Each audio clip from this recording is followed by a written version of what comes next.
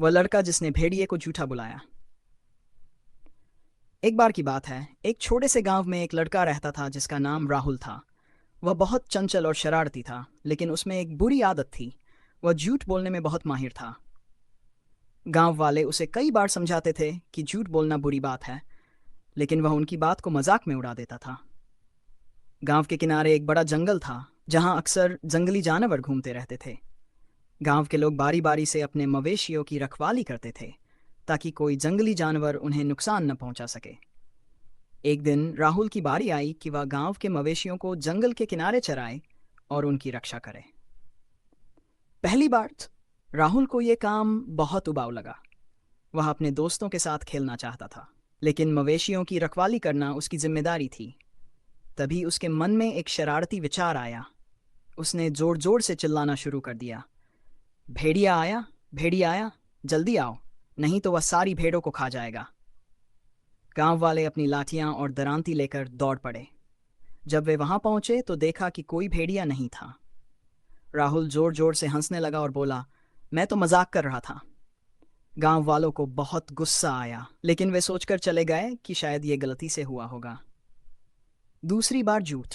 अगले दिन राहुल को फिर से मवेशियों की देखभाल करनी थी, लेकिन उसे फिर से बोरियत महसूस हुई। उसने फिर से शरारत करने की सोची और पहले से भी जोर से चिल्लाने लगा, भेड़िया आया, भेड़िया आया, मेरी मदद करो। गांव वाले फिर दौड़ते हुए आए, लेकिन फिर से वहां कोई भेड़िया नहीं था। इस बार वे बहुत नाराज हुए। गांव के बुजुर्ग बोले, राहुल, अगर तुम बार बार झूठ बोलोगे तो जब असली खतरा आएगा तब कोई भी तुम्हारी मदद करने नहीं आएगा। राहुल ने उनकी बातों को हंसी में उड़ा दिया और सोचा कि यह मजा लेने का एक अच्छा तरीका है। असली खतरा। राहुल हमेशा की तरह मवेशियों को चराने गया, लेकिन इस बार सच में एक बड़ा और भयानक भेड़िया जंगल से बाहर आ गया। उसकी आंखें चमक रही थीं और वह भूख से बेचैन था। राहुल का दिल जोर जोर से धड़कने लगा। उसने डर के मारे चिल्लाना शुरू कर दिया, भेड़िया आया, भेड़िया आया, प्लीज कोई मेरी मदद करो। लेकिन इस बार गांव वालों ने उसकी आवाज सुनी और सोचा, यह तो फिर से मजाक कर रहा होगा।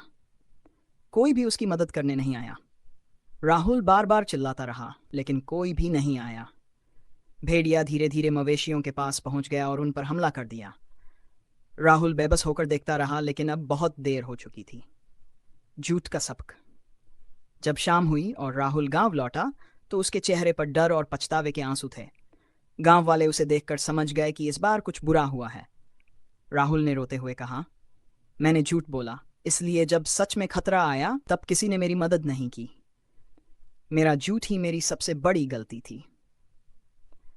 गांव के मुखिया ने गहरी सांस लेते हुए कहा, राहुल, ये सब याद रखना, अगर तुम बार बार झूठ बोलोगे तो एक दिन कोई भी तुम पर विश्वास नहीं करेगा, भले ही तुम सच बोल रहे हो। उस दिन के बाद राहुल ने कभी झूठ नहीं बोला और हमेशा सच्चाई का साथ देने का वचन लिया। शिक्षा ये कहानी हमें सिखाती है कि झूठ बोलना सिर्फ दूसरों के लिए नहीं, बल्कि खुद के लिए भी हानिकारक होता है। यदि हम बार बार झूठ बोलते हैं तो लोग हम पर विश्वास करना बंद कर देते हैं, और जब हमें सच में मदद की ज़रूरत होती है तो कोई हमारा साथ नहीं देता।